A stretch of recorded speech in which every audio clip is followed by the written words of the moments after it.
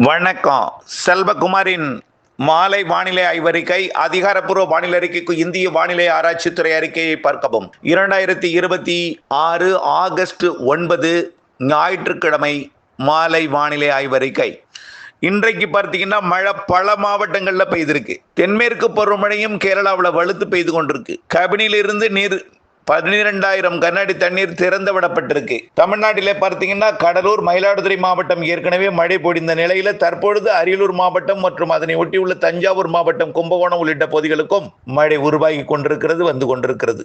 புதுக்கோட்டை மாவட்டம், சிவகங்கை, ராமநாதபுரம் மாவட்டத்தில் ஆங்காங்கே மழை பொழிந்து தற்பொழுது கடல் பகுதியை நோக்கி விரைந்து கொண்டிருக்கிறது. டெல்டா மாவட்டங்கள் ஆங்காங்கே தூறல். வடக்கு டெல்டா மயிலாடுதுறையில் கனமழை பொழிந்திருக்கிறது. நேற்றைக்கும் அப்படி, இன்றைக்கும் அப்படித்தான். பல இடங்களில் பொழிந்தது, ஒதுக்குதலும் இருந்தது. வரக்கூடிய மணி நேரங்கள் வடவுள் மாவட்ட வடகடலோர பகுதிகளில் மழை இருக்கும். நாம என்ன சொன்னோம் அதே தான் நடந்துட்டு இருக்குங்க. தயவு செய்து வறட்சி வறட்சி என்கின்ற வார்த்தையை மனதில் போட்டு குழப்பிக் கொள்ள வேண்டாம். எனக்கு நிறைய பேரு பல ஸ்கிரீன்ஷாட் எடுத்து அனுப்பிட்டே இருக்கீங்க. ஐயோ அது என்ன சொல்றது, வர்றதை பாத்தீங்கன்னா வறட்சினால இவ்வளவு பேர் சாக போறாங்க, அவ்வளவு பேர் சாக, ஐயோ பாவம், இதுவா உண்மையா சார், உண்மையா சார்னு வந்துட்டே இருக்கு தகவல். தயவு செய்து எதையும் பார்க்காதீங்க, தயவு செய்து எதையும் பார்க்காதீங்க. நான் அனுப்பியிருக்கேன் பாருங்க ஒரு படம். 4 நிகழ்வுகள் அடுத்தடுத்த சிஸ்டம் ஒடிசா நோக்கி வர்றதை பாருங்க. இந்த மாதம் 16ஆம் தேதிக்கு மேல வடகிழக்கு மாநிலங்கள் மற்றும் வட இந்தியா, அப்பொழுது தமிழ்நாட்டில் வெப்பசலன மழைப்பிடிவும் காற்று சுழற்சி மழை. இப்ப இருக்கிற பெய்யும் மழையை பாருங்க. நம்ம என்ன சொன்னோமோ அதே தான் போயிட்டு இருக்கு. 5 நாள் இடைவெளி கொடுக்கணும். 5 நாள் இடைவெளி இருந்தாலும் தென்மேற்கு பருவமழைக்கு தான் இடைவெளி. வெப்பசலன மழை கொஞ்சம் இருந்துட்டே இருக்கும். தென்மேற்கு பருவமழைக்கு கொஞ்சம் இடைவெளி கொடுக்கும்னு சொன்னோம். சிஸ்டம் அப்ப இருக்காதுன்னு சொன்னோம். அதே போல நடந்து கொண்டிருக்கிறது. இன்றைக்கு 9, 12ஆம் தேதி வரை இன்னும் 3 நாட்களுக்கு இந்த மழைப்பிடிவு இருக்கும். நாளையும் நாளை மறுநாளும் பெய்யாத இடங்களுக்கு ஆங்காங்கே ஒதுக்கி ஒதுக்கி பெய்து கொண்டுதான் இருக்கும். நல்ல மழை இருக்கிறது. அதற்கு பிறகு 5, 4 நாட்கள் கொஞ்சம் தீவிரம் குறைந்திருக்கணும். ஆனால் வடகடலோரம், சென்னை உட்பட ஆங்காங்கே மழை இருக்கும். காற்று மறைக்கும் பகுதி கொடைக்கானல் மலைக்கு கிடைக்கையும். இன்னைக்கு பார்த்தீங்கன்னா கொடைக்கானல் மலையிலிருந்து மழை உருவாகி மதுரைக்கு வந்துச்சு நல்ல மழை. அப்படியே சிவகங்கை மாவட்டம், புதுக்கோட்டை மாவட்டம், ராமநாதபுரம் மாவட்டத்துக்கு ஆங்காங்கே கொடுத்து கடலுக்கு போயிட்டு இருக்கு. இப்படி ஆங்காங்கே மழை பிடிப்பு கொடுத்து நாளைக்கும் நாளை மறுநாளும் 12ஆம் தேதி வரை இந்த மழை இருக்கு ஆங்காங்கே. அடுத்தது 4 நாட்களுக்கு தீவிரம் குறைந்திருக்கும். மலை மறைக்கக்கூடிய பகுதிக்கு கிடைக்க அங்கு இருக்கும். அதாவது சேலம், தருமபுரி, இந்த பக்கம் பார்த்தீங்கன்னா மதுரை, புதுக்கோட்டை, சிவகங்கை குறைந்த பரப்பில் இருக்கும். 16ஆம் தேதிக்கு மேல் வெப்பசலன காற்று சுழற்சி மழை தீவிரமடையும். காற்று சுழற்சி வளிமண்டல சுழற்சி உருவாக போது வங்கக்கடலிலே தமிழ்நாட்டு கரைக்கு அருகிலே 16ஆம் தேதிக்கு மேல வெப்பசலன மாலை இரவு மழைப்பொழிவு தீவிரமடையும்.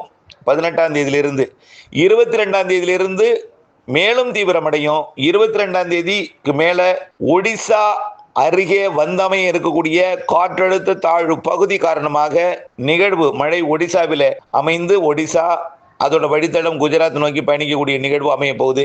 அதுக்கடுத்தது பாருங்க, வரிசையா தென்சின கடல்ல ஒன்று வந்து அப்படியே வியட்நாமில் ஏறுற மாதிரி ஒன்று போட்டிருப்பேன். லாவோஸ், கம்போடியா வழியாக அது அப்படியே தாய்லாந்து, மியான்மர் வழியாக ஒடிசாவிற்கு வரும். மாத இறுதியில ஒடிசாவிற்கு வரும். அதனை தொடர்ந்து வருது பாருங்க 2. அதுக்கு அது என்ன செய்யும்னா செப்டம்பர் முதல் வாரத்தில் ஒன்றும், 2வது வாரத்தில் ஒன்றும் அடுத்தடுத்து வரும். அடுத்தது செப்டம்பர் 3, 4வது வாரம் அடுத்தடுத்து அதே போல் வரும். செப்டம்பர்ல போக போக ஆந்திர பிரதேசத்துக்கு வரும் நிகழ்வு. அக்டோபர்ல தெற்காந்திர பிரதேசத்துக்கு வரும். நல்லா புரிஞ்சுக்கங்க. துளியும் அதுல எல்லினோ என்ப படத்தை பாருங்க. உங்கள்கிட்ட எந்த ஒரு கடல் வெப்ப வரைபடம் இருந்தாலும் அதை போய் பாருங்க. உங்கள்கிட்ட ஏதாவது ஆப் இருக்கலாம், கடல் வெப்பத்தை போய் பாருங்க, கிளிக் பண்ணி பாருங்க. வெப்பம் எங்க இருக்கு? ஆசியா பக்கம் இருக்கு. சரி, உங்களுக்கு பார்க்கவே வேண்டாம், உங்களுக்கு எதுவும் கையில இல்லைன்னா நான் சொல்லக்கூடியதை புரிஞ்சுக்கிங்க. எப்படி டால்பின் புயல் சீனாவுக்கு வரும்?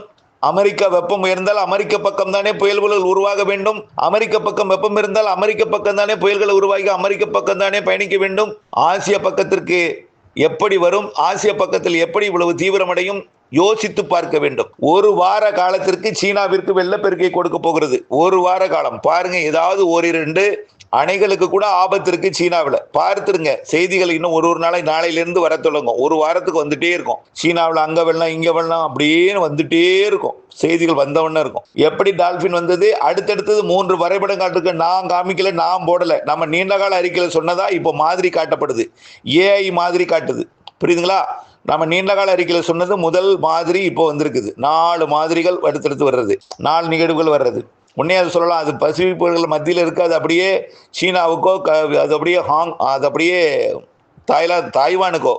தைவானுக்கோ போகலாம் அப்படின்னு நீங்கள் நினைக்கலாம். நேரடியாக தென்சினக்கடல் வழியாக சீனாவை ஒட்டி முதல்லையும் மத்திய தென்சினக்கடல் வழியாக தாய்லாந்து வளைகுடா வழியாகவும் பிறகு அடுத்தடுத்த நிகழ்வு வங்கக்கடலுக்கு வரும். செப்டம்பர் அடுத்தடுத்த நிகழ்வுகள் காத்திருக்கு. அக்டோபர் தெற்காந்திராவிற்கு வர இருக்கு. தெற்காந்திரா வரும்பொழுது வடகிழக்கு பருவமழை போல் தென்மேற்கு பருவமழை பொழியும்.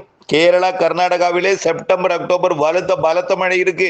கண்டிப்பாக எழுதி வைத்துக் கொள்ளுங்கள். கண்டிப்பா அணைகளை நிரப்பும் மழை. நாம ஒண்ணு சொல்றேன் கேளுங்க சாட்சிக்கு. இப்ப இன்னொரு தகவலை சொல்றேன் கேளுங்க. மேட்டூர் நிலவரம், அதாவது கர்நாடக அணை நிலவரத்தை பாருங்க. முதல்ல பாருங்க KRS பார்ப்போம். KRS எவ்வளவு கொள்ளளவு? 49.5 TMC கொள்ளளவு. எவ்வளவு இருக்கு? 29 இருக்கு இப்போ. ஆனா போன வாரம் 19 தான் இருந்துச்சு. இந்த பருவமழை பெஞ்சிட்டு இருக்குல்ல இந்த மழை, போன வாரம் ஆகஸ்ட் 1ஆம் தேதி தொடங்கிறப்போ 19 தான் இருந்துச்சு. இப்போ 29 இருந்திருக்கு. அப்போ 10 TMC கிடைச்சிருக்கு. இந்த மழையால 10 TMC கிடைச்சிருக்கு. 10 TMC கிடைக்கும்னு சொன்னோம். நாளொன்றுக்கு 1 TMC கிடைக்கும். 10 TMC கிடைக்கும்னு சொன்னோம். ஆகவே 30 TMC இந்த 30 நாள்ல கிடைக்கும்னு சொல்லியிருக்கிறோம். ஏற்கனவே இந்த மாத கடைசியில KRS நிரம்பும்னு சொல்லியிருக்கோம். KRSக்குள்ள எவ்வளவு தண்ணி வருது? 12,000 கண்ணாடி தண்ணீர் உள்ள வந்துட்டு இருக்கு KRSக்குள்ள. பாருங்க, அப்போ எவ்வளவு குறையுது? இன்னும் சரியாக 20 TMC குறையுது. 20 TMC 20 நாள்ல மாத இறுதியில KRS நிரம்புவதற்கு வாய்ப்பு. அதுக்கப்புறம் நிரம்பினா என்ன ஆகும்? நேரடியாக KRS தண்ணி மேட்டூருக்கு திறந்து விட்டே ஆகணும். சரி, அடுத்து ஹேரங்கியை பாருங்க. ஹேரங்கி தண்ணி KRSக்கு வரும். எவ்வளவு தண்ணி எவ்வளவு இருக்கு? 8.5 TMCக்கு 8.5 TMC ஃபுல்லாவே இருக்கு. எவ்வளவு தண்ணி வருது? 7,750. அதாவது 8,000 கனடி தண்ணீர் ஹேரங்கிக்குள்ள வருது. 8,000 கனடி அப்படியே திறந்து விடுறாங்க KRSக்கு. அப்போ KRSக்கு வரக்கூடிய தண்ணீர் என்ன இன்ஃப்ளோ? அந்த 12,000 என்பது 8,000 எங்கிருந்து வருது? ஹேரங்கிலிருந்து வர்றது. சரி, அடுத்தது ஹேமாவதியை பார்த்தீங்கன்னா ஏற்கனவே ரொம்ப மோசமா இருந்துச்சு தண்ணீர் மட்டம். இப்ப பாருங்க நல்லா உயர்ந்திருக்கு. எவ்வளவு? 37 TMCக்கு 30 TMC வந்துருச்சுங்க. இன்னும் 7 TMC தான் தேவை. 7 நாள்ல நிரம்பிடும்.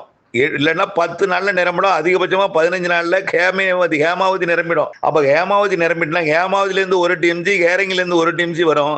டெய்லி 2 TMC ஏறும். எது ஏறும்? KRS ஏறும். அப்போ ஹேரங்கி ஹேமாவதில இருந்து வரக்கூடிய தலா 1 TMC KRS ஏற்றும். அப்போ மாத இறுதியில KRS நிரம்புவது உறுதி. கபினியை பாருங்க. கபினி எவ்வளவு இருக்கு? கபினியை பொறுத்த வரைக்கும் முழு கொள்ளளவு 19.5 TMC. எவ்வளவு இருக்கு? 19 TMC இருக்குங்க தண்ணி. 1/2 TMC தான் குறையுது. 1/2 TMCங்கிறது எவ்வளவு? 6,000 கனடி 24 மணி நேரம் வந்தால் 1/2 TMC. எவ்வளவு வந்துகிட்டு இருக்கு தெரியுமா? 15,000 கனடி அணைக்குள்ளர வந்துகிட்டு இருக்கு. எவ்வளவு திறப்பு? 12,000 திறக்கிறாங்க. அப்ப எவ்வளவு அணைக்குள்ளர சேமிக்கிறாங்க? 15,000 வருது. 15,000 வருது. 12,000 திறக்கிறாங்க. அப்போ 3,000 சேமிக்கிறாங்க. அப்ப 2 நாள்ல கபினி முழு கொள்ளளவை எட்டிவிடும். அதனால வரத்து குறையறதுனால சேமிக்கும் முயற்சியிலையும் உபரி நீரை திறக்கும் முயற்சியிலையும் இருக்கிறாங்க. அந்த 12,000 தான் தற்பொழுது மேட்டூரை நோக்கி வந்து கொண்டிருக்கு. 12,000 ஆக இன்னும் ஒரு 10 நாட்களுக்கு 20,000 25,000 என்று உயர்ந்த அந்த மேட்டூர் நீர்வரத்து அப்படியே தொடர்ந்து 10,000 வரும். குறைஞ்சபட்சம் 10,000 வரும் என்று நீண்டகால அறிக்கையிலே நம்ம சொல்லியிருக்கிறோம். அன்னைக்கு ஒரு ஆய்வறிக்கை சமர்ப்பித்தோம். எப்போ கர்நாடக அணை நிரம்பும்னு சொன்னோம்? மாத இறுதியில கர்நாடக அணை நிரம்பும்னு சொன்னோம். நம்பிக்கை கொடுக்கும் மழை கொடுக்கும்னு சொன்னோம். கர்நாடக அணை நிரம்பிட்டுனா அப்புறம் என்ன செய்யும்? பெய்யக்கூடிய மழையெல்லாம் மேட்டூருக்கு தான். அப்புறம் சரன்னு மேட்டூர் 100 அடி எட்டிடும் வேகமா. செப்டம்பர் மாதம் முதல் வாரம் 2வது வாரத்துல நல்ல மட்டத்தை எட்டும். புரியுதுங்களா? ஆகவே தயவு செய்து இதெல்லாம் புள்ளி விவரம். ஒரு TMCன்னா எவ்வளவு? எவ்வளவு கேட்ச்மெண்ட் ஏரியா எங்க இருக்கு? எந்த கேட்ச்மெண்ட் ஏரியால எவ்வளவு மழை பெய்யும்? இங்க மழை பெஞ்சா எங்கே வரும் தண்ணி? இது எவ்வளவு நாள்ல நிரம்பும்? வானிலையோட சேர்ந்து அணைகள் நீர்பிடிப்பு பகுதியிலையும் கணக்கில் எடுத்து எவ்வளவு மழை எங்கிருந்து பெஞ்சா எவ்வளவு வரும், எப்போ நிரம்பும், இந்த கால்குலேஷன்லாம் போட்டு நம்ம முன்கூட்டியே சொல்லியிருக்கிறோம். ஆகவே தயவுசெய்து பொறுத்திருங்கள். நல்ல மழை காத்திருக்கிறது. தயவுசெய்து பொறுத்திருங்கள். இந்த மாத 18ஆம் தேதிக்கு மேல வலுப்பெற்று மாத இறுதியில் மேலும் வலுப்பெற்று செப்டம்பர், அக்டோபர், நவம்பர், டிசம்பர், ஜனவரி. செப்டம்பர், அக்டோபர் இது ரெண்டும் தென்மேற்கு பருவமழை அக்டோபர் 18 வரைக்கும். வடகிழக்கு பருவமழை போலவே செப்டம்பர் இறுதி அக்டோபர்லாம் இருக்கும். அக்டோபர் 18 இருந்து வடகிழக்கு பருவமழை. நிறைய மழை, சிறுநிகழ்வும் வலுவான மழை. திரும்ப சொல்றோம். தயவு செய்து இந்த எல்னினோங்கிறத என்னகிட்ட தயவுசெய்து சொல்லாதீங்க. நம்ம ஃபார்முலா வேற. பொறுத்துருங்க. உண்மை புரிய வரும். பொறுத்திருங்கள். செப்டம்பர் எப்படி அமைய போகிறது? அக்டோபர் எப்படி அமைய போகிறது? நவம்பர், டிசம்பர் இன்னும் அதிகமான ஒரு மழைப்பொழிவை கொடுக்க போகுது. மழை நீரால் அச்சுறுத்தல் தான் இருக்குமே தவிர வறட்சி என்கின்ற பேச்சுக்கே இடமில்லை. ஆனால் வரக்கூடிய நாட்களில் கொஞ்சம் வெயில் உயரும்னு சொல்லியிருக்கிறோம். ஏன்னா சூரியன் குத்துக்கதிர் தமிழ்நாட்டுக்கு வரப்போகுது. ஆகஸ்ட் 17லேருந்து செப்டம்பர் 2 வரைக்கும் தமிழ்நாட்டில் இருக்கும். அதனால வெயில் உயரும். அப்போ தென்மேற்கு பருவமழை தீவிரம் இல்லாமல் இருக்கிறதுனால வெயில் வெயில் அதிகமாக உணரப்படும். அதனால கவலைப்படக்கூடாது. பிறகு மழை வருகிறது, நிகழ்வு வர இருக்கிறது. தற்பொழுது டால்பின் புயல் இருக்கிற காரணத்தினால காற்று திசை மாறி இருக்கு. அடுத்தடுத்த நிகழ்வு தென்சீனக்கடலில் இருந்து வங்கக்கடலின் வடக்கு பகுதிக்கு வர தொடங்கும். நம்பிக்கையுடன் இருங்கள், இணைந்திருங்கள். அப்டேட்ஸுடன் மழை சேர்த்து பெய்யும். ஜூன், ஜூலை, ஆகஸ்டில் பெய்கிற மழையெல்லாம் செப்டம்பர், அக்டோபரில் அதிகமாக பெய்யும். அது இந்த மாத இறுதியிலிருந்து நீங்கள் அறிவீர்கள், உணர்வீர்கள். இணைந்தே இருங்கள். அப்டேட்ஸுடன். நன்றி.